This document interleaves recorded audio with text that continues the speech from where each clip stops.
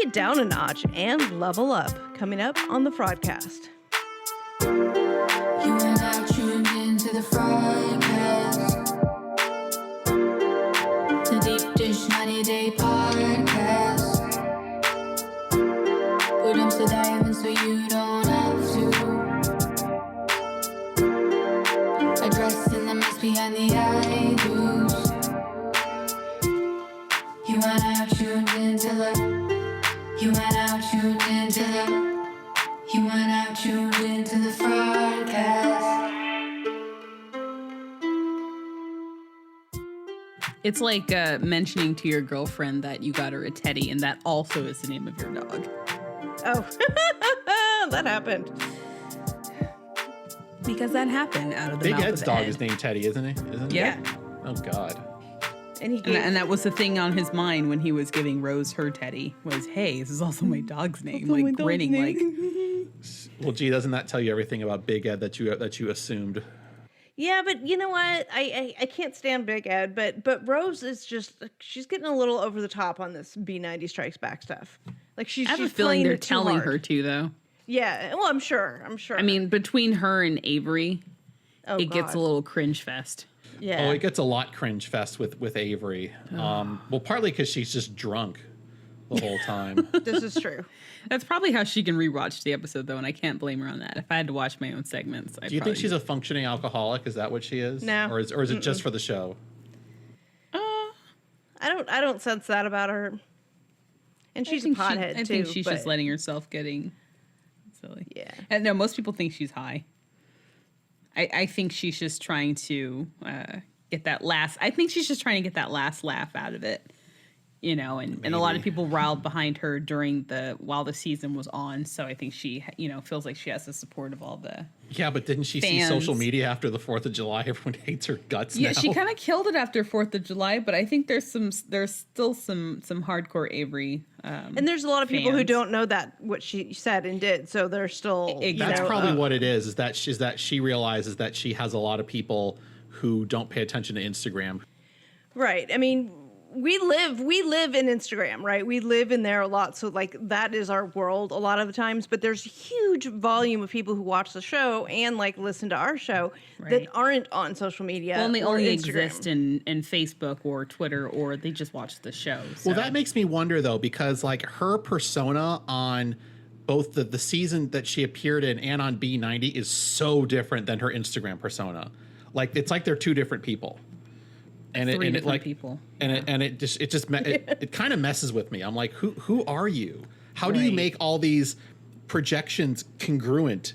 Or are you intentionally like being something on the show, something on Instagram, and then whatever the hell else you are? Well, you have to remember that editing gets a chance at both of the shows.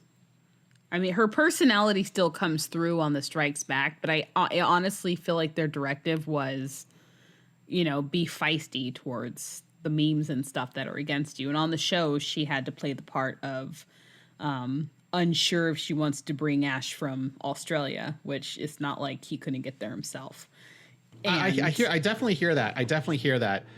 What I notice is that she says things literally on the show that to me contradict things she says online. Like they just don't compute. You can't integrate the two of them. Then that could probably be a theme for this past season of Before the 90 Days, right? Yeah, maybe. Everyone's different on the internet.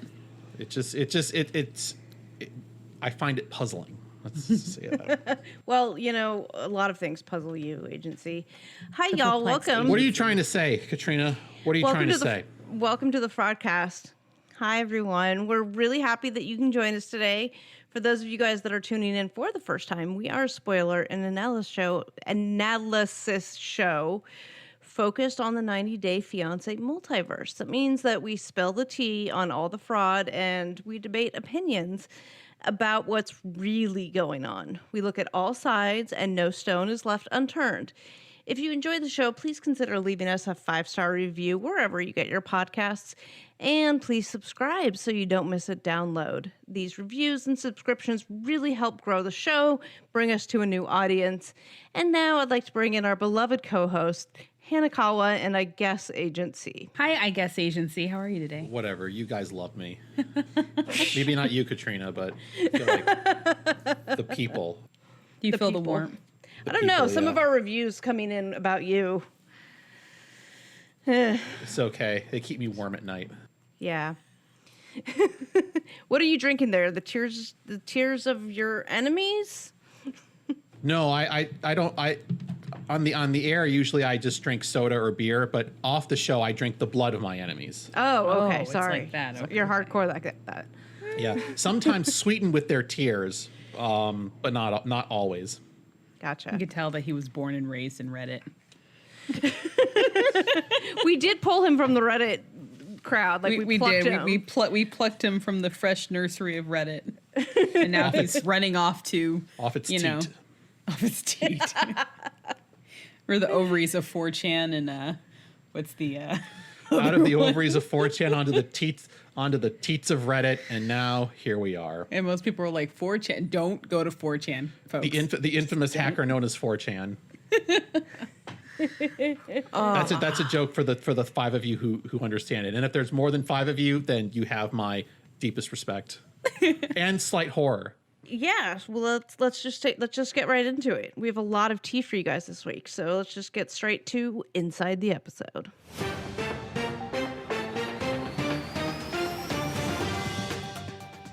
So the big news is Devin and Jihoon split. So so the details about this is that over the weekend we learned through a source close to Devin that Devin and Jihoon have ended their relationship and are going to divorce.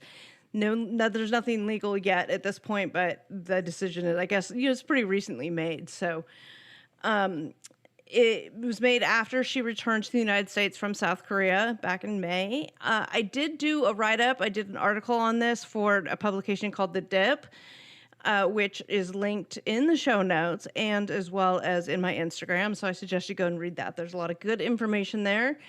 There aren't specifics about what drove Devin over the edge, at least any that are ready to be reported publicly, but we are working to find out more. What we can report to you is that she has been back in the United States for a while, since about May-ish. This is confirmed through her social media postings and those of her mother as well. They'd been arguing a lot, and the decision to divorce occurred after she came back. There is a triggering factor or event that caused Devin to leave South Korea, as she has hinted at it numerous times, but we're not able to report those details at this time. But it does seem clear that she's the initiator of this situation, of the split. We do understand that there's a lot that happened off camera that has led to this, and we know that they have not yet filmed the tell-all, so much of this may be coming out on the tell-all. So that will be interesting. Well, I am definitely going to be tuning in to see what comes out there. Well, you have to wonder a little bit, since we're entering the mid-season break, and I think it was reported in People magazine that the show's going to come back in October. Are they going to restructure the story now that this is out? Interesting. It's a good thought. Well, it definitely gives them a chance because they call it a mid-season finale. So Yeah. now that they know and it's out, they can really shape that any way they want. Yeah, because we know that there's a precedent for it, because they did it with David and Lana when the one segment of the tell-all leaked. So it's possible that with this leak coming out about Devin and Jihoon, they may restructure or at least revise their original broadcasting plan with Devin and Jihoon to fit what people now already know. I think a lot of people, the reaction to this has been that they're not surprised at all. Depending on what details come out and when, it'll be interesting to see how things go down for the couple on social media and whatnot. So Hasn't been kind. it has not been kind. Yeah. So kind of building off this, Jihoon has kind of put out a bit of it. He hasn't put out like a written statement or anything. He hasn't talked to anybody, but he did go live. I know I watched his live over the weekend to see what he had to say. He didn't say very much, but he did confirm the core details that they've split up, that they are going to divorce, and that was really really about it. He didn't really want to go. He tried to reassure his fans and followers that he's okay. New phase of his life is about to begin. He did add a little bit of, I guess, detail to what's going to happen with their son Taeyong. He indicated that they're looking at maybe some sort of summer visitation plan, but we don't really know where the state of that is or how it would be put into a custody arrangement or anything like that. That stuff's can get very complicated with their situation. One thing that was interesting to me is that he wished her well, and he told his followers to pray for her and her family, which in my opinion was like a masterclass of PR and it was either a masterclass in PR and crisis management, or it actually shows that Ji-hoon's a pretty decent guy, because I can't think of a better way to have handled a situation like that. Where we see so many people just kind of like get bitter and snarky and mean. He rose above all of that. So if that is in congruence with the kind of person he is, that's great. Speaks really well of him. I did reach out to him for comment. I also reached out to TLC for comment. Did not receive anything back from either of them.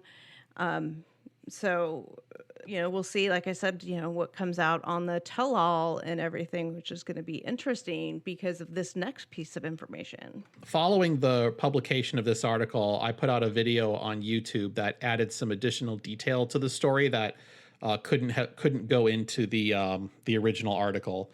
And the big thing about that was that it was revealed, or I revealed, information that we had uncovered about this new man that Devin is seeing. She actually has started dating a new individual, who appears to be an American-born Korean named Christopher Hyun Park, who goes by the name Topher Park, which of course he does, who's an accountant, musician, and former actor who's from and lives in Los Angeles.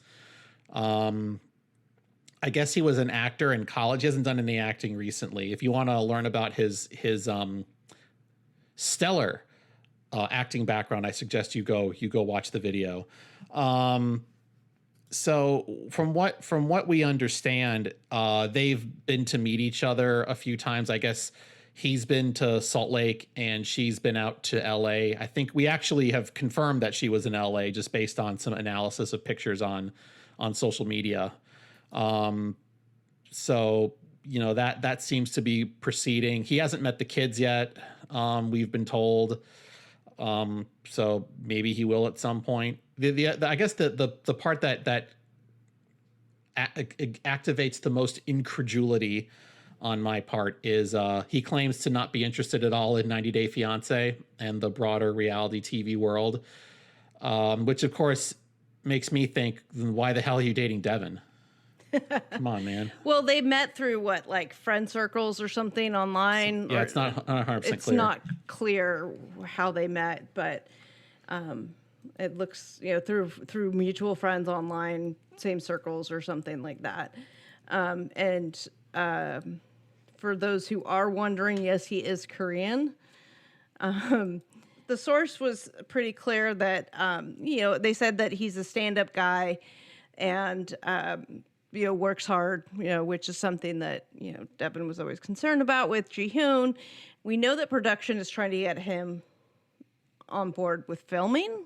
So jury's still out on whether he's going to do that. But again, the tell-all might be... That's always when they bring on the new boyfriend, is during the tell-all, to do the whole, let's have you guys in bed kissing each other on the tell-all. Let's have you talk to Ji-hoon in Korean. Oh, God. I will say that as good of an idea as it sounds to maybe get involved with TLC, it's much better to do an interview with the Fraudcast. So I think before we won't he make you signs sign a contract or an NDA. No, we won't. We are way better than TLC. So I think before he we don't edit thinks you. We don't edit you at all. That's so right. If you want to do an interview with us, we won't edit you. Just let you come on and talk. We're going to touch on one more topic that has come out with all this, and that is Devin's baby daddy, being revealed. So connected to this story, but not really involving us, is the identity of Drusilla's biological dad. It was revealed towards the end of last week by some Facebook groups. Devin did take to Instagram to express her unhappiness, and she posted documents in an effort to demonstrate why she doesn't want his identity out there. It is worth noting that Devin has posted videos on her YouTube channel about her relationship with Drusilla's biological dad. So far, he hasn't made any public statements, and since this really isn't relevant to the season of The Other Way, we're not going to be looking any further into this. Thank you for that. So, very Devin and Jihoon heavy tea segment this week. Let's go to Katrina's court. All right, I'm going straight to the wheelhouse on this one, you guys. There was so much that was happening on all these shows this week that there was... it's kind of hard to like find, what was like actually bringing up that anger in me. And really the only thing that did it for me, that caused me to text agency and Hanakawa and be like, what the actual fuck, was Big Ed on Strikes Back. And I hate going to Big Ed. Because I hate talking about that dude. But this is what really pissed me off. And that's sort of my barometer. If I'm reaching out to Hanakawa and agency going, what? That's usually what it is that's going to go into Katrina's court. So they're talking about going to Palawan, right? And talking about, it's going to be paradise with these, beaches and blue waters. And Ed says, it would have been paradise. And I quote, it would have been paradise except for that odor that was coming out of her mouth. Completely and totally uncalled for. This whole, here, your breath stinks. I noticed it at the airport. Here's mouthwash. Here's a toothbrush. Here's toothpaste, as if she doesn't know proper oral hygiene. And then she later says it's, she has an ulcer or something like that. It's, I'm over it, right? Like this whole thing about her breath is just like, Ed, you have no room to be doing this. So to say that, it was just whatever. And then second of all, this joke, quote unquote joke about her breath or whatever, it's old. It's over. You're trying to bring it on and on and on again and make it funny, and it's not. It's left the building. Any humor that may have been attached to it, which I don't think there was, is gone. It's long gone. So just stop already with it. I'm over it. I'm over you. Please get off. Please don't come back to Pillow Talk. Just go away. Go crawl under a rock somewhere. I sentence you to a lifetime of dreams of your teeth falling out, except that they aren't dreams, and you wake up every day missing one more tooth until you don't have any more at all. And a lifetime case of incurable halitosis. But I've told you before, it's time to level up. You feel like you've leveled up and you've grown up so much? Cool. Now it's time to level up again. Okay. I'm not playing Super Mario game.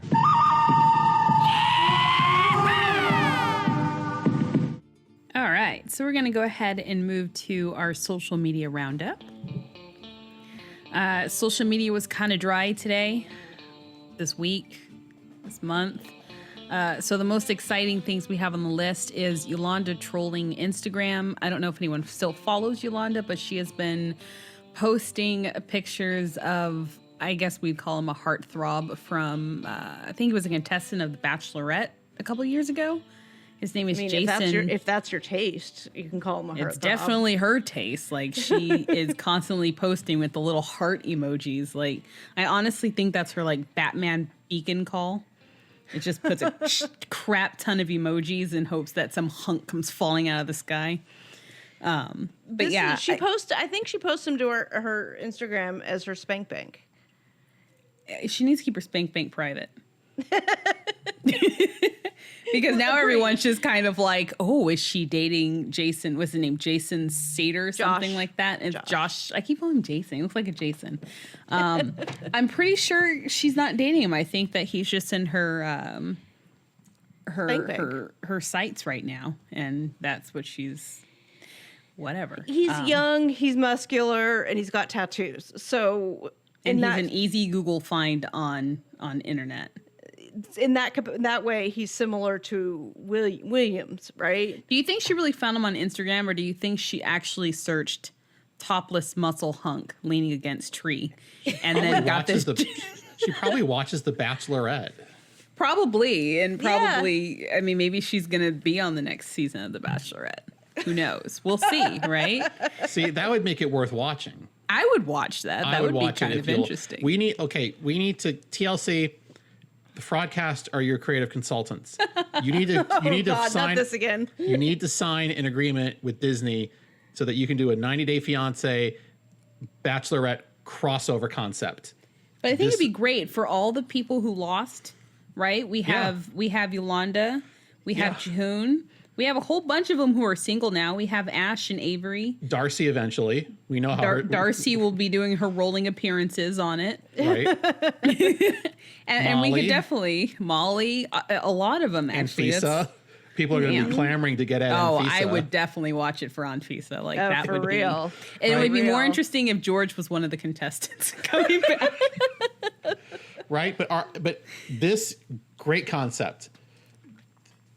TLC. We'll add that to the list of ideas. It's not bad. I've long wanted a dating show with the quote unquote losers, all the people who are now single from 90 Day.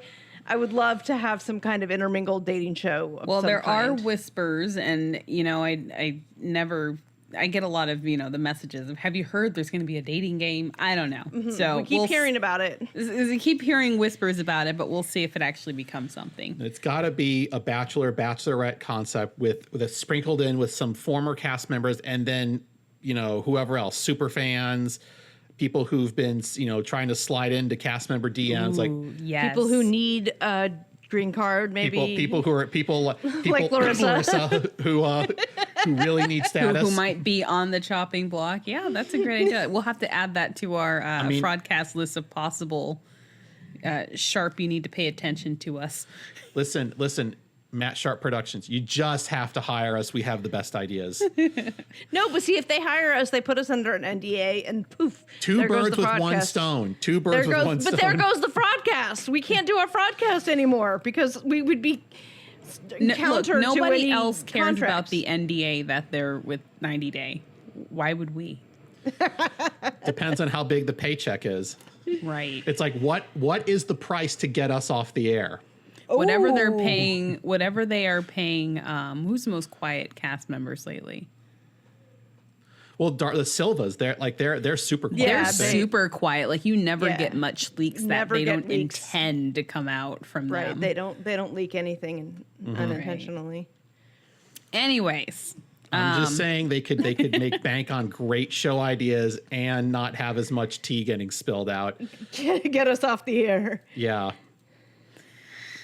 all right. So we'll move on to number 2, which was about St. John's feet. So, oh my God. This made our social media roundup, cracks me up. Just scrolling through Instagram today, yesterday, all I saw were pictures of St. John's feet as he was on the bed and how dirty they were. And for some reason that triggered the whole internet. So, Yes. and in my inbox too, look at his feet. And I'm like, yeah, that's terrible. I'm thinking the whole scene was just funny because Tanya protects her plate of food to run to the bed and she's eating in the bed, right? And then he comes in with dirty feet and jumps on the bed. So it's just a whole mess in that one picture. And speaking of a dirty bed, my last item on the list is Veronica and Tim are starting an OnlyFans. Now, they said that there's not going to be any adult content. I think it's going to be more of a podcast type vlog format that they're going to be using the OnlyFans platform to distribute. So we'll see what that looks like. They did say it would probably be in a couple weeks, so I guess we will wait for that announcement. And When did OnlyFans become the new YouTube? I'm really investigating that. It turned into paid for Instagram because everyone's on there watch me do a mukbang. It's Go to That's YouTube what with that YouTube was- crap. right? Unless you're going to be naked eating. It's supposed to be a porn site, right? So like, Well, just a all these more people adult are content, right? So all these people are taking to OnlyFans to get, and I understand the wanting to get paid for your content. Like we've been putting out this podcast for almost a year, and we don't get paid for it. So I understand wanting to monetize your content. I absolutely get that. And so they're taking to this format to do so. So like, we're going to spill details on our past relationship. So you have to go to OnlyFans to hear that. It's not them being naked with each other or anything like that. It's just fascinating to me. And it kind of annoys me. I mean, I kind of respect the hustle. Again, getting paid for your content is really difficult to do. You know, we're just now trying, you know, we're just now getting some impossible advertiser interest. So I get it. I get the desire to want that, but so I get the hustle of it, but at the same time, like that's not the platform, right? I say like a lot of them are actually doing well on this OnlyFans thing. So people are paying, right? And they're probably paying monthly, which means they like what they're getting. And it's always that it's worth what you'll pay for it, right? So I guess we'll see how well they do. I mean, if you want to pay to see someone eating chicken for $3 or $15 a month, then I guess that's what you're putting the value on it for. The only thing I do get a little upset about is when they start using the pay-per-view content and they price it outrageously, and it happens to be nothing. You know, that's when I start getting upset, when it's like, oh, look, it's a risky picture of me, and then you open it and like they're still censoring on it. It's like, oh my God, you're getting into like I paid $50 for that. Yeah, the last thing I actually paid for. Okay, but you know, at least some of them are getting the idea of what OnlyFans is. But a lot of them, I feel like they're just using it to attract the traffic that they're getting from Instagram, because they're not making much money off that. Well, I also don't think OnlyFans really gives a crap if it's not all adult content. Oh no! Oh God, no! They just want to take their cut of the money. Yeah. Yep, they get 20%, and so if you are a person who has a large following, which is kind of a only way you can really get a lot of people onto your OnlyFans, is already having a following. And you have to they're be always attractive. Well, I mean, I am the beholder. Or Jesse, I guess, but I don't think Jesse is one. Oh, You got to have people who have an interest in seeing Seeing more of you. seeing more than of what you, more right? than what you're putting out on free Right. content. Yeah. And so it's another platform too, where you'll see personal trainers do workouts, right? So you can do a pay-per-view, pay-per-workout type thing. So it does have a flexible model, but if you do go to OnlyFans, 90% of it is going to be adult sexual content. It's not unprecedented either. Patreon allows for adult content, and Patreon, you know, kind of beat them to the game in terms of letting creators have a more stable revenue model for their content. Mm-hmm. I think what Tim and Veronica said that attracted them to OnlyFans is that it's supposed to have a much higher degree of privacy protection versus Instagram or YouTube or even Patreon. And I think because they're looking to get into a little more, even if it's not adult, it's still a little more not for children. And I personally think that they're trying to maintain kind of a PG-13 or at least a light R rating for TLC, and they want to go a bit beyond that in this content. So if it's behind the legal protections that OnlyFans claims to offer, they feel like they can insulate themselves and still get back on Pillow Talk. Yeah, Right. well, I think that there's legal protections in the sense that when you click into somebody's OnlyFans or whatever, you're agreeing to the legal, be bound by their legalese, which is you can't share that. One of the things is you can't share that content outside. Now, does that mean that people are always abiding by that? No, because I have seen OnlyFans content released otherwise, right? Like it has. It come just out, means I've that seen it's enforceable. Yes. So exactly. if something happens to get leaked and the content creator wants to go after that, then they have can the enforce legal that protections. DMCA. Yeah. That's kind of what it is for that. And don't forget, OnlyFans got hacked a while back. There was a huge dump of OnlyFans content because someone got into their servers. So nothing's foolproof, you guys. I think it's foolproof. And I can imagine, like you mentioned Patreon and allowing adult content. I think the one difference is that Patreon allows you to post links to that content. OnlyFans allows you to embed it within the platform. They host it. Yeah. Right. Yeah, that makes sense. So they always snatches you out to YouTube or Vimeo or something like that if you want to post a video. So the allure to a content creator could be, I can record it, post it here, it's here. I don't have to worry about it being on so many different areas. Yeah, that makes sense. Right? Makes sense. And so that was our social media roundup. Yeah, and now you guys are one step closer to getting your MBA in online marketing. How to sell yourself in 30 minutes. Well, considering that how much time you spend, Hanakawa, analyzing people's OnlyFans, the 90 Day Fiance world's OnlyFans, and for those of you guys who don't know, she does reaction videos to them on her YouTube, and they are amazing. Now, she can't show you the pictures because of these legalities we were just talking about, but her reactions and commentary on them are hilarious. And if you're considering joining any of these sites, she gives you the, what's worth it or not worth it type of thing. And this is what you're going to get if you join. So you can decide if it's worth it for you or not. Anyway, so if anybody knows OnlyFans, it's Hanakawa. Right. Yeah, I love being the subject matter expert in OnlyFans. I'll go ahead and put that badge right here. So Tim and Veronica, you really should contact Hanakawa to help you with OnlyFans management. Sure, as your strategy analyst. Her fees are very reasonable. You're going to be very well served. We just launched a new business for you, Hanakawa. You're welcome. OnlyFans strategy analyst. Yes. All right. And now let's ask the visa officer.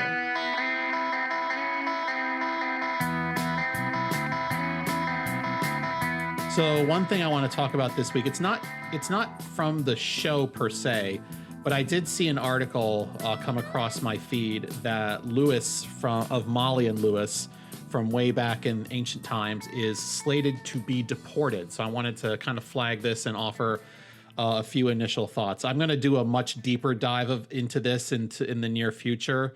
But since it just hit, I think either late last week or over the weekend, give you some initial thoughts. So it sounds like, because I think the story that people had been believing about him is that once him and Molly's relationship ended, he went and found someone who lived here and they got married, and he was going to obtain status that way because they never completed the adjustment under the K-1. But it looks like whoever he ended up shacking up with was unable to sponsor him for adjustment of status. And I don't know the exact details because they didn't reveal the person's name, whether that person is here in undocumented status themselves, so not eligible to give him the adjustment that he needs, or is here on some sort of non-immigrant status. It could be a student, could be a lifeguard like Olga was, and though they're not eligible. So it just because this person, she couldn't petition for him doesn't necessarily mean she's here illegally. Could be here on a non-immigrant status and thus ineligible to provide that kind of a benefit. So just want to give you the full context on that. So but yeah, I think a lot of the reactions I saw online were, the system finally works for once. I guess he's not an especially popular cast member. And another thing I want to kind of highlight for you guys, especially with regard, because I know I complain constantly about Larissa being overdramatic. Molly and Lewis's, they were on season 5 of 90 Days. So that was what, 2017 maybe? Was that when their show aired? No, is it? Or was it earlier than that? I thought season 4 was 2016. It wasn't 2018 because season 6 was 2018. So it would have been 2017. And now we're in 2020, which means that in order to complete the process to get him deported and to get him a final order of deportation and a date that they're going to collect and remove him, took about 3 years. And that's typical. So for Larissa, who was with Colt, whose process is not yet complete because we know it's not complete because she went in for a biometric screening and she's trying to, we think she's trying to claim a status that will allow her to stay. She's a long way from being deported. A routine deportation can take years to execute. So this idea that she could be scooped up the street anytime and sent out, not happening. Even when ICE does raids, it takes so long to put those together. This is not a fast process. So anyway, that's out there. For those of you who don't like Lewis, you're welcome. For those of you who liked him, I'm sorry. And stay tuned because I'll do a much deeper dive on this in the future on the Agency show. So I'd like to move in now to some questions that you guys sent in. I got some good questions this week. We're gonna talk about something a little bit different than visas. We're gonna talk about citizenship a little bit because I got some good questions relating to that. So let's go to our first question. Hi, this is Leisha227. Just want to say hi to Agency and the Fraudcasters. Great work for all you guys do. I have a quick question. I'm not sure if it's visa related, but it is in relation to Taeyong, the son of Mango Sticky Rice. Since he was born in the United States, is he eligible or able to have dual citizenship of Korea, or is he strictly an American citizen because he was born in the United States? Thank you. So this is a really good question. I'm very happy that that we were asked about this. So because Taeyong was born in the U.S. and the U.S. has something called jus soli citizenship, meaning birthright citizenship from virtue of being on the soil. Taeyong is an American citizen. Now he'd be an American citizen even if he was born overseas to Devon. But whether he can obtain South Korean citizenship, the answer is most likely yes. He could obtain South Korean citizenship, though that will be controlled by the citizenship law in South Korea. I think some enterprising person sent me a link to this, I think on YouTube. And, it's all, every country has its own rules for how citizenship can be transmitted. The United States certainly does as well. The real question that would have to be asked and would need to be researched is, does South Korea recognize dual citizenship? Not all countries do. For example, Japan does not recognize dual citizenship. And if you are a Japanese citizen and an American citizen, per their laws, you have to renounce one of them by the time you turn 20, or the government will renounce it for you. And other countries don't, just simply don't permit it. The United States government doesn't recognize it, but it also doesn't not recognize it, which means you can have multiple citizenships, but the government just warns you that, for example, if you're a citizen of South Korea and the United States and you travel to South Korea on your South Korean passport and get arrested, there's nothing the U.S. government can do, because at that point you're one of them and the U.S. government cannot do anything on your behalf. So there are benefits and risks associated with having multiple citizenships that the government just wants you to be aware of. So it is possible that Taeyong could obtain South Korean citizenship if Ji-hoon goes and files the paperwork and Devon agrees to allow that process through, because typically you need two-parent consent for those types of things. And that could potentially help him in the future. It could let him go over to South Korea more easily. It could let him study there, live there, work there, if that's something that interests him. But I thought that was a good question to look at. So thank you very much for that. All right, so let's go on to our next question. Hi, Agency. This is Lexi, and my question for you is, if a person moves to another country with the intention to give birth in that country, what is the citizenship status of that child? Is it automatically granted, or does it have to be applied for them to come back to the States? Is there a difference for a country with or without a travel ban?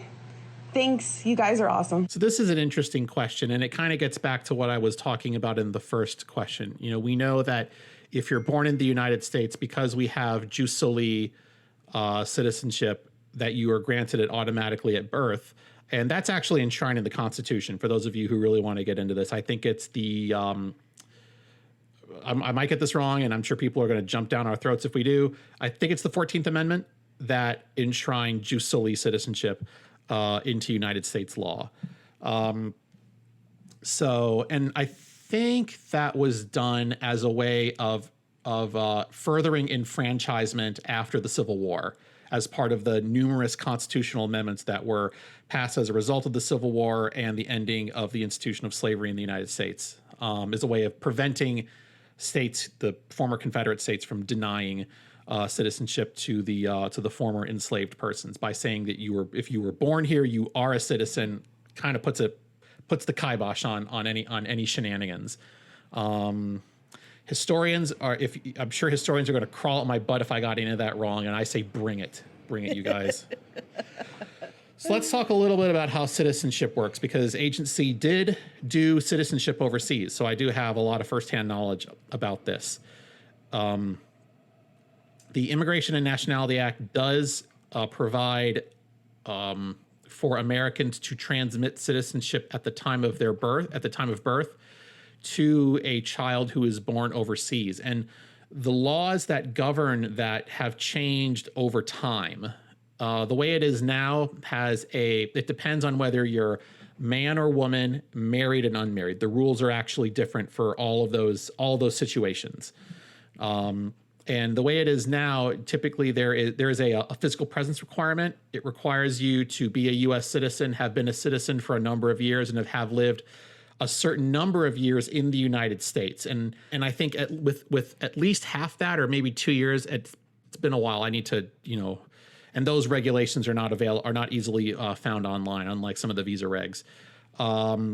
You have to have been in the United States for 2 years after the age of 14. So it's not like you lived in the U.S. from 0 to 5 and then left and you never came back. You have to have spent some of your not adult but teenage years at least in the U.S. And that makes you eligible to transmit at the time of birth. It must be applied for. And you do that at an embassy or consulate. You apply for what's called a consular report of birth abroad, and then someone like me will look at look at your dates, evaluate if you meet the requirements for the transmission of citizenship at birth, and then make an adjudication based on that. And that happens frequently with military births overseas. I know. Well, I know. I learned about it somewhat when I was pregnant with baby Fraudcast, and I was living in South Korea. As a military spouse, there was certain paperwork that I needed to do if I was going to deliver in South Korea, which I didn't. I ended up coming back to the United States, but so he was born here. But if he was born in South Korea, he wasn't a South Korean citizen. But I still had to file paperwork, and there was some stuff. It was a long time ago. I don't remember now. But. Yeah, the only reason why I'm a little hesitant to say that it's perfectly that case with military is because if you're over there on military orders, you didn't enter the country in the normal way. You entered under status of forces. And that puts you in a very different legal category than someone who, like Devin, would have gone over, whether as a permanent resident or just on a tourist visa. Status of forces, also known as SOFA, are government to government negotiated agreements for how military personnel are permitted in the country. They circumvent the normal immigration process as part of SOFA. There's a lot of one of the big things with SOFA is how incidents involving service personnel are treated by the judicial system. It's actually a really contentious issue in Japan. But we probably have to do an entire frickin' Patreon episode about all that. So that's why I'm a little bit hesitant to say that was the case for you, Katrina. I'd have to see the paperwork. But it is possible to do. You have to apply for it. But if you're approved, then the child was a citizenship at the time of they were born. Now, why does that even matter? Why would you care about doing any of that? Obviously, it's easier if you want to take the kid when you want to take the kid back home. But functionally, a person who gets an immigrant visa and naturalizes versus someone who's a citizen at the time of their birth, the only functional difference is that one can become president and one can't. You have to be a natural born citizen to be president. If you naturalize, you are ineligible to be president, which is why Arnold Schwarzenegger has never run for president, even though that guy really, really, really, really, really wants to run for president. He can't because he's a naturalized citizen. So that's a very good question. Now, our beloved listener did ask about travel ban countries. In terms of citizenship law, no change if the country is subject to a travel ban and you're an American citizen. That's not gonna impact things one way or the other. That's for the people who are citizens of those countries. But I thought it might be a fun break to talk a little bit about citizenship and how that all works. And babies, because people love babies. People love babies. So, for example, if Ari ends up having her baby in Ethiopia, she'll have to apply for a consular report of birth abroad. Emily had to apply for a consular report of birth abroad for her son after she gave birth in Russia. Now, the big thing for them is that Russia will not let you leave the country because it recognizes the baby as its citizen unless the baby has a Russian passport. Not all countries will do this, but some countries will require a child born in their country to obtain that country's citizenship document before they can be allowed to leave. And Russia's one of those. That was a storyline point that they had, actually, was Emily said that Sasha didn't get to doing the paperwork or whatever that he was supposed to do, so that delayed their trip back to the United States. That's right. And she got her consular report of birth abroad and first time passport very quickly. The U.S. government processes those very fast. It's a very, if you listen to me talk, I complain about the visa system.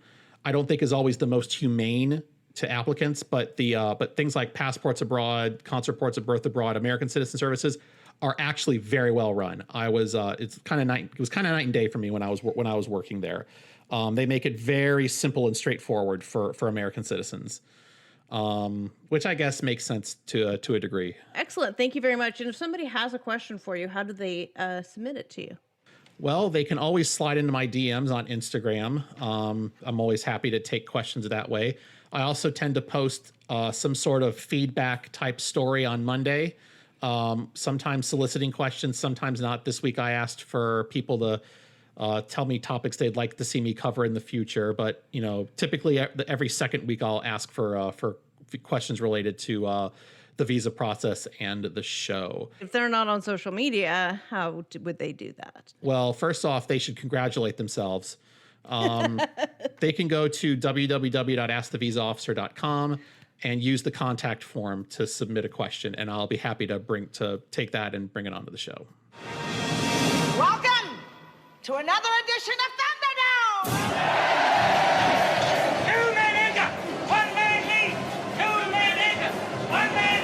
The Thunderdome. So, last week we had Agency versus Hanakawa on the subject of Jihoon versus the Cleggs. And we have the results of the listener poll in favor of Agent C. Yeah. Who represented Jihoon in that argument. That's right. Jihoon and I, we're arms locked in victory. Oh my God. I don't know. I mean, with that many votes, I don't know that we have that many, Patreons that listen to this. So I think people were just,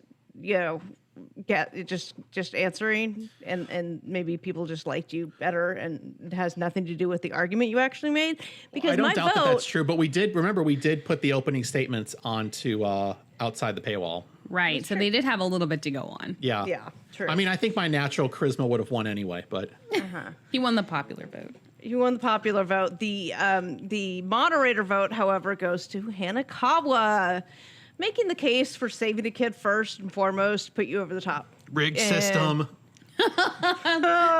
Rigged towards saving children, damn it. Fake news. Yes. Oh my God. Yeah. So that put her over the top. Her strong arguments of this is it and that's it, singular focus. So Hanakawa is going to be moderating this week's topic. Hanakawa. All right. Hand it over to you.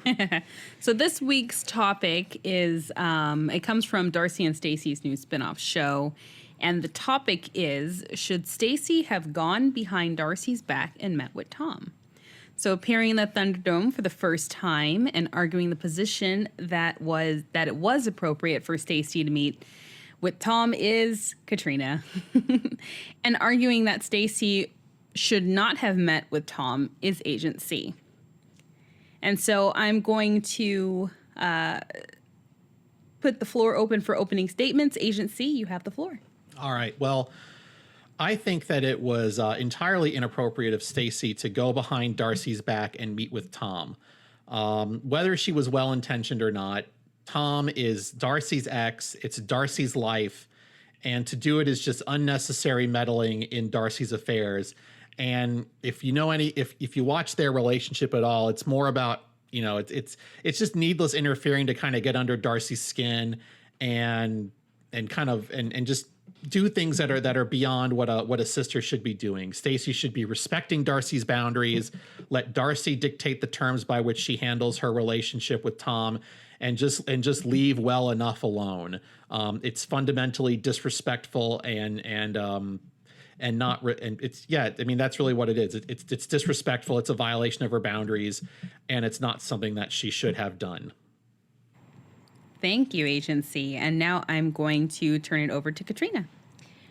See, it was not inappropriate for Stacy to go meet with Tom because she wasn't necessarily even doing it on Darcy's behalf. She was doing it on her own behalf as Stacy, meeting with Tom based on her own relationship with Tom and passing along information that he needs to leave Darcy the heck alone. So there was nothing inappropriate about her meeting with Tom to tell him to back off. I mean, it flat out, it had nothing to, in some ways it actually had nothing to do with Darcy, as she was trying to make Tom clear on the fact that he needs to leave Darcy alone. And other than what we see in next week's show, that Stacy tells Darcy, Darcy doesn't even need to know that she met with him. It has nothing to do with Darcy. All right. So if you want to hear the rest of this argument, tune into the Fraudcast Patreon as Katrina and Agency will square off on the subject of Stacy and Tom's meet and greet. Okay. And I am Katrina. I am frauded by TLC on Instagram. I'm also just frauded for my non-90-day stuff, my personal stuff. If you want to find me there, you're welcome to do so. I want to take a minute to thank our new patrons, our new members of the Fraudians. Our patrons since last week. We have Stephanie, Marlena, CJ, Tracy, Kat, Nicole, Bree, Junko, Rebecca, Kelly Savoy, Veronica, and Antoinette. So thank you guys for joining the Fraudians. We love having you. Hope you're enjoying what you're hearing over there on the Patreon. We have all kinds of fun stuff, interesting topics that we're discussing over there. We discuss some 90-day stuff. We discuss some reality TV stuff. Sometimes we just go at other topics. Our extended edition Thunderdome is over there. So if you are interested in joining the Fraudians, for our current membership tiers are $3 and $5. At the $5 level, you get stickers, but both the $3 and $5 levels, you get access to one additional episode per week. So that's 4 per month. Those drop every Friday. And you get access to the extended edition, Thunderdome. And you also get immediate access to all of our past library of content. So if you're interested in joining us over on the Patreon, that's patreon.com/thefraudcast, and that will be linked in the show notes. All right. And you can find me on Instagram at 90 Day Fiance today. And you can also find me now on at 90 Day Fiance 2. That's the number 2 date on Twitter. And if you'd like to follow my YouTube, which we talked about later, I usually do OnlyFans reviews. There'll be much more, but kind of that's what's there now. You can find me at High Functioning Millennial. All right. And if for some reason you still can't get enough, you can come find me. My website, if you have a visa inquiry, is www.askthevisaofficer.com. There are a variety of services there that can help you with your visa-related needs. You can find The Agency Show, which is my YouTube channel on YouTube. The Agency Show has just recently been monetized, so please start watching all my videos on infinite repeat. And if you want to get instructions on how to do that, you can DM me and I will tell you how. Thank you in advance. And if you do want to slide into my DMs, you can find me at The Real Agency on Instagram. I'm generally pretty good about responding to questions that people ask. So, yeah. One thing I forgot to mention is if you join the Patreon, you also get access to the Patreon only Facebook group, but also the Discord chat where Agency and Hetero Life Mate will play around sometimes. So consider that if you want to come join us over there. And that has been our show for today. Thank you so much for listening, and please don't forget to subscribe so you don't miss an episode drop. And while you are there, if you would please leave a review and rating, we would really appreciate it. We are the Fraudcast, and we're dumpster diving so you don't have to.